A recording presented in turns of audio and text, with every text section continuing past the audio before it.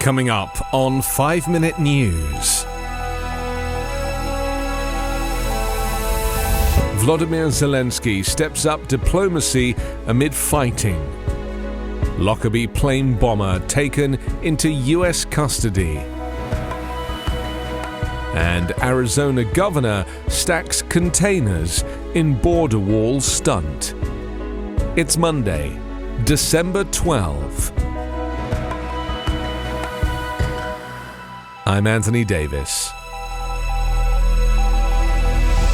President Volodymyr Zelenskiy held talks with US President Joe Biden and with the leaders of Turkey and France on Sunday, an increase in diplomatic activity around the war started by Russia that is dragging into a 10th month. While Zelensky has held numerous talks with Biden, French President Emmanuel Macron and Turkish President Tayyip Erdogan since Russian forces invaded in late February, the accumulation of discussions in just one day is not a regular event. Zelensky said that he had thanked Biden for unprecedented defense and financial help the United States had provided for Ukraine and talked with the US president about an effective anti-aircraft defense system to protect the population. Earlier, Zelensky said he held a very meaningful conversation with Macron on defense, energy, economy and diplomacy that lasted more than an hour, and very specific talks with Erdogan on assuring Ukraine's grain exports. Turkey, which acted as a mediator in peace talks in the early months of the war, also worked alongside the United Nations in a grain deal which opened up Ukrainian ports for exports in July after a 6-month de facto Russian blockade. Erdogan's office said the Turkish leader had a call with Russian President Vladimir Putin on Sunday in which he had called for a quick end to the conflict. Putin said last week that Moscow's near-total loss of trust in the West would make an eventual settlement over Ukraine much harder to reach and warned of a protracted war. A Libyan intelligence official accused of making the bomb that brought down Pan Am Flight 103 over Lockerbie, Scotland in 1998 in an international act of terrorism has been taken into US custody and will face federal charges in Washington, the Justice Department said yesterday. Abu Aguila Mohammed Masoud Kir al-Marimi was taken into custody about 2 years after former U.S. Attorney General Bill Barr first announced the United States filed charges against him. Masoud is expected to make his initial court appearance in a federal court in Washington. Court documents described Masoud as an expert bomb maker who joined Libya's external security organization intelligence service in the 1970s and took part in a number of operations outside Libya, reaching the rank of colonel. A military source in the Libyan city of Misrata said Masoud had been flown from the airport there.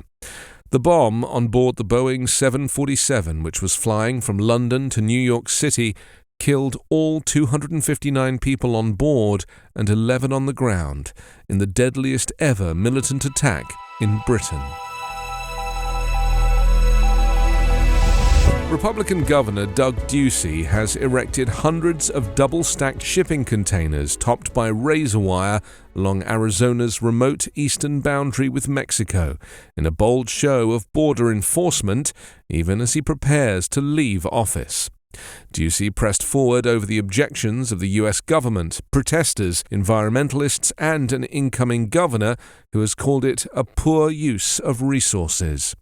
Democratic Governor-elect Katie Hobbs said last week she was looking at all the options and hadn't decided what to do about the containers after her January 5th inauguration. She previously suggested the containers be repurposed as affordable housing, an increasingly popular option for homeless and low-income people. Federal agencies have told Arizona the construction on U.S. land is unlawful and ordered it to halt. Ducey responded by suing federal officials over their objections, sending the dispute to court. Environmental groups say the containers could imperil natural water systems and endanger species.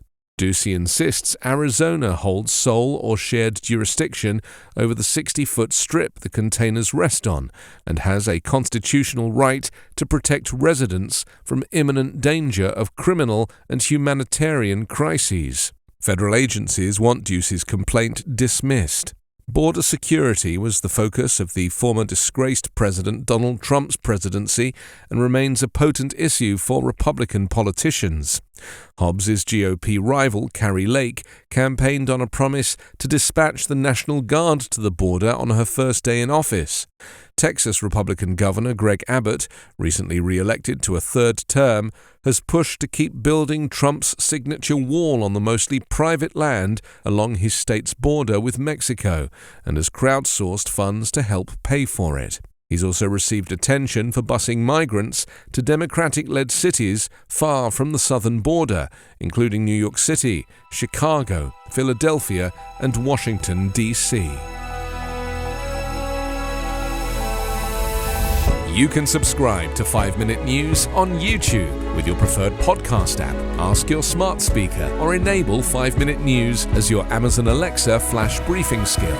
Subscribe, rate and review online at 5minute.news. 5 Minute News is an Evergreen podcast covering politics, inequality, health and climate, delivering independent, unbiased and essential world news daily.